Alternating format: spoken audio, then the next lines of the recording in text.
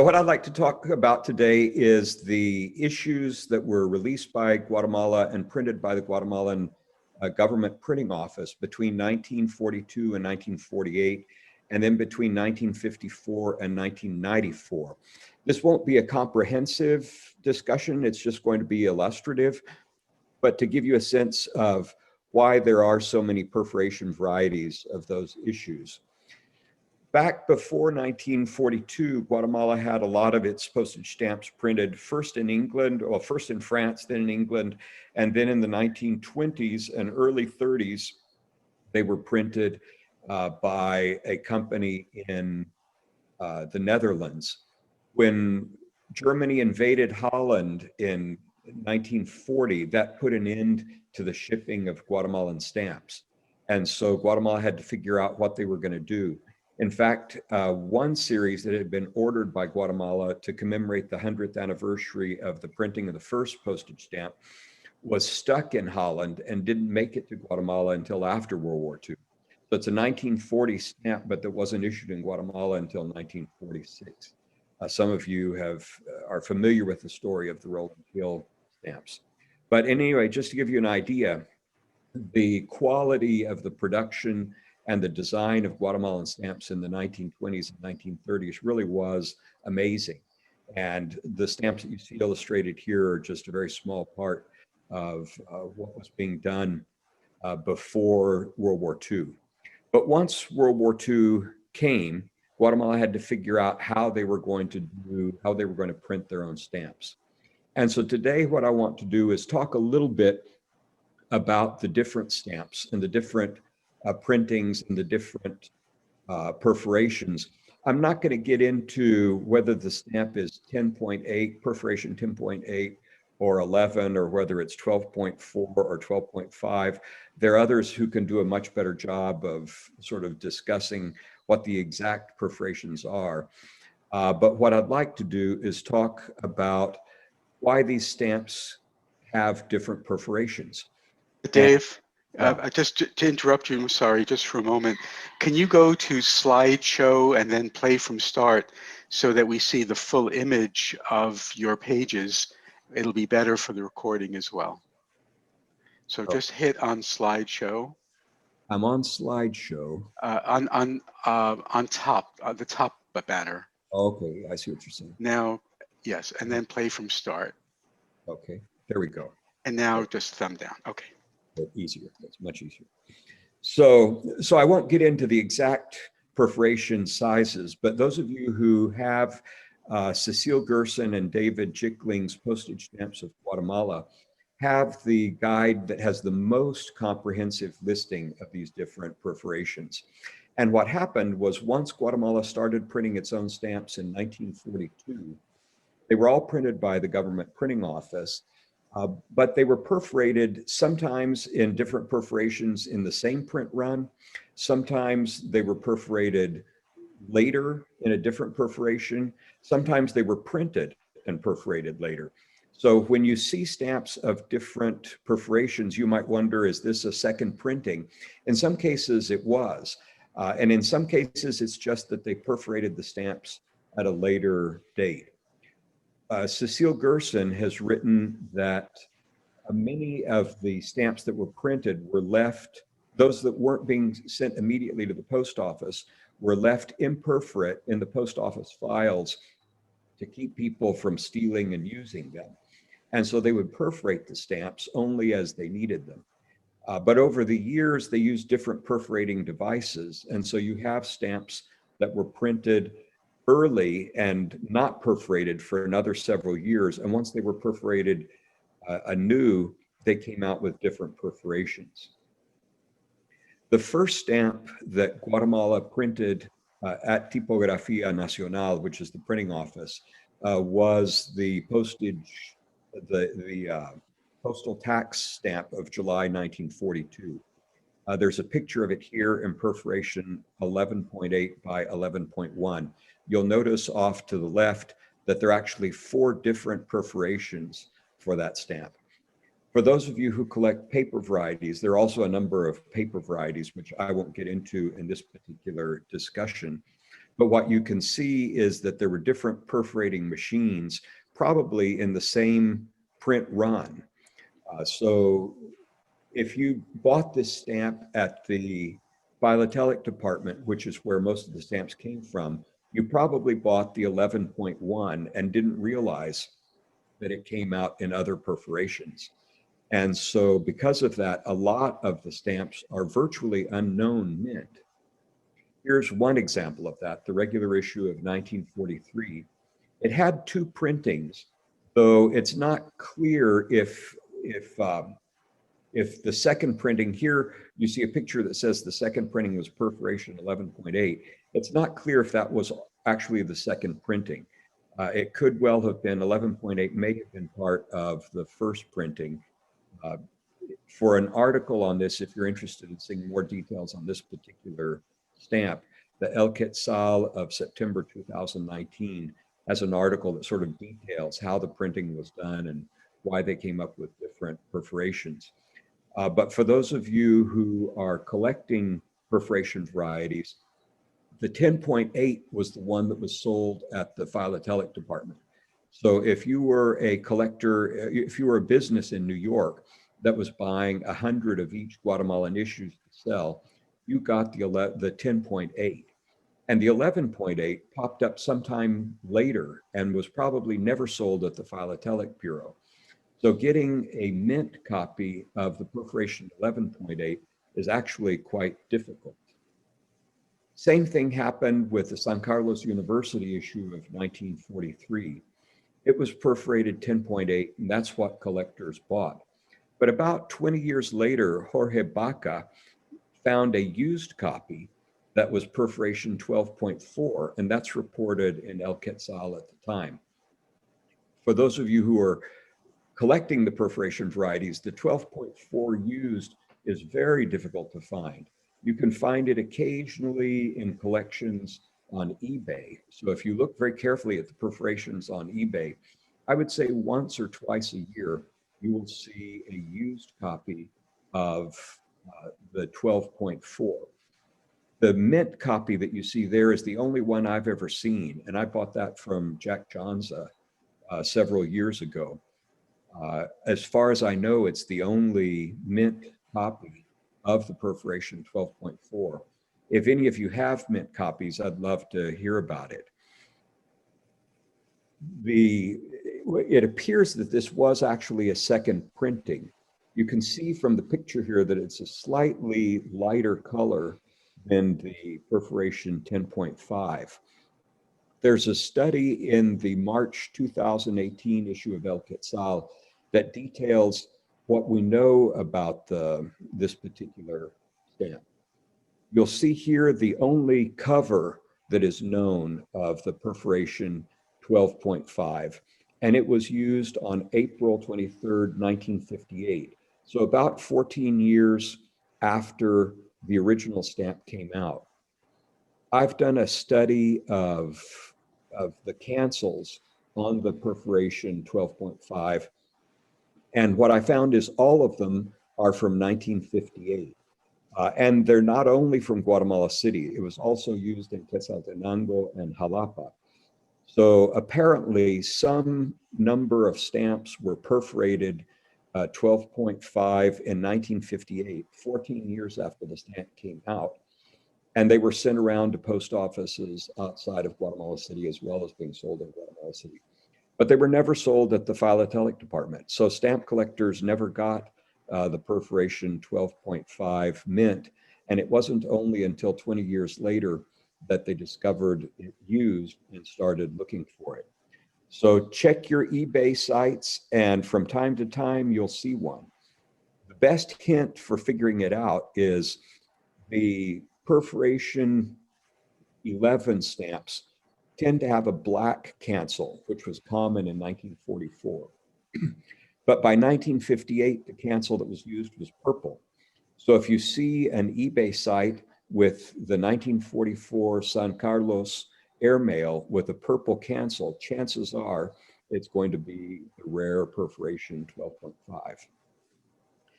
The Jose Villa y Vidaurre issue of 1945 is a little bit easier to find mint. The copies that you see here actually came from a collection that was put together in Quetzaltenango. So I don't know if the Perforation 12.5 was sold mainly outside of Guatemala City. Again, the only one that was sold at the philatelic department was the Perforation 10.8, or as Scott catalog says, Perforation 11. So mint copies of the Perforation 12.4 are pretty hard to find, but they're not impossible to find. One of the rarest of the perforation varieties is the 3 centavo blue perforated 12.5 of the Jose Báteres Montúfar issue of 1946 and 1947. You see above the Perforation 10.8, that's the one that was sold to collectors. And so most of you in your collections will have mint copies of those. But then later, it appears that there were later printings in 1946 and in 1947, and possibly even later, in which they used the Perforation 12.5. The 3-cent blue you see here with 12.4 unused, as far as I know, is the only unused copy. I've never seen another unused copy. Unfortunately, this one doesn't have gum, so it's possible that it was actually used and just simply not canceled. But finding a Perforation 12.4 of the 3-cent blue is very, very rare. I've seen them on eBay maybe once every 18 months, every 2 years. But if you're interested in collecting the perforation varieties, that's going to be one of the hardest ones to find. And mint or unused, it's next to impossible. The 1/2 cent and the 3-cent green are a little bit more common unused and much more common used, but they're not common stamps. Here you see a whole sheet of the 3-cent green in the Perforation 12.5. So there is a large stock of these, that may one day come to market. But finding a 3-cent green unused or mint in Perforation 12.5 will be a big challenge. Here you see the Perforation 12.4, both of which have a cancel from 1949. And so it's reasonable to assume that this perforation variety actually didn't appear until several years after the original appeared. I have seen only 3-cent blue I've ever seen on cover. I saw in a collection in Zaragoza, Spain, and it's dated July 1948. So it's possible that that stamp was issued and perforated in July of 1948, and that there was still some available in 1949. As you can see, both of these cancels are from Guatemala City. It's not clear that the Perforation 12.5 was ever sold outside of Guatemala City. For anyone who wants to do research on this issue, very little is known about it. And so it's a matter of buying old dealers' stocks and going through them and picking up the cancels and figuring out the dates and the places that these rare perforation varieties were used. But this could be a very interesting stamp to study. Most of you are familiar with the 2 perforation varieties of the airmail issue of the Jose Báteres Montúfar airmail, because Scott actually lists it. Scott only lists 4 or 5 of the perforation varieties. Why they haven't listed the others, I don't really know. I guess because there's not really been a market established, for the perforation varieties. But it notes that the used copy of the 12.4 perforation is relatively common, not as common, obviously, as the 10.8, but that the mint copy is hard to find. You'll notice one of the things that I wanted to illustrate with this picture is that both of the stamps have the same plate number, which should mean that they were issued at the same time. They were printed at the same time. So they may have been perforated at later dates, but at a minimum, this would suggest that there wasn't a second printing. This was all one printing. It just had different perforations. The other a set that's relatively well known because it's listed in Scott is the Labor Code issue of 1948. I believe that Scott gives a $5 value to mint copies of the Perforation 12.4. They're actually quite hard to find mint. Used, you can find them, but if you're able to find mint copies for $5, I would buy them. They're not easy to find. You'll see down below that there are also some compound perforations where you have perforation 12.4 on one side and a perforation 10.8 or 11.8 on another. These are very, very, very difficult to find, and probably the only way you're going to find them is buying, large dealer stocks and just patiently going through all the stamps. I don't know how many of these compound perforations exist, but they're very rare. In 1951, Guatemala was running out of the 4-cent stamps that they needed for domestic postage. And so they wound up perforating. Even before they perforated, people were cutting up the 8-cent stamps, cutting them in half and using them as 4-cent stamps. So in 1951, they decided to just go ahead and perforate these issues. And you'll notice there were 2 different perforating machines, one with smaller holes that was a perforation 12.5, and one that with larger holes that was a perforation 11.8. So here you see the 2 different varieties of that particular perforation. The stamp was not printed by Tipografia Nacional, but the perforation was done by them. One interesting thing about this issue is I probably have, maybe 20, 25 covers with this issue. And all of them, except for one that's a philatelic cover, were used outside of Guatemala City. So I'm wondering if this stamp was issued to regional post office and not sold in Guatemala City. The fact that mint copies exist shows that it was probably sold at the philatelic office, but it may not in Guatemala City.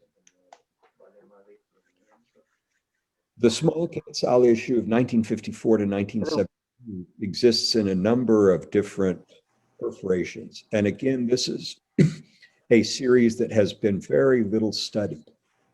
Anybody who's interested in doing a perforation study, this would be one where there are lots of stamps available. They're very cheap. They're not terribly rare, but nobody has yet sat down to figure out where the different perforation varieties were used or when they came into service. Did all of these perforation varieties get issued at the same time? Or was one issued first and others were issued later?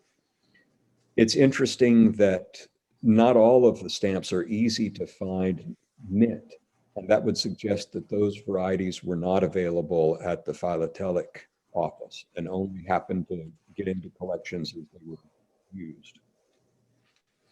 One of the more interesting varieties is the last of the small Quetzal issues.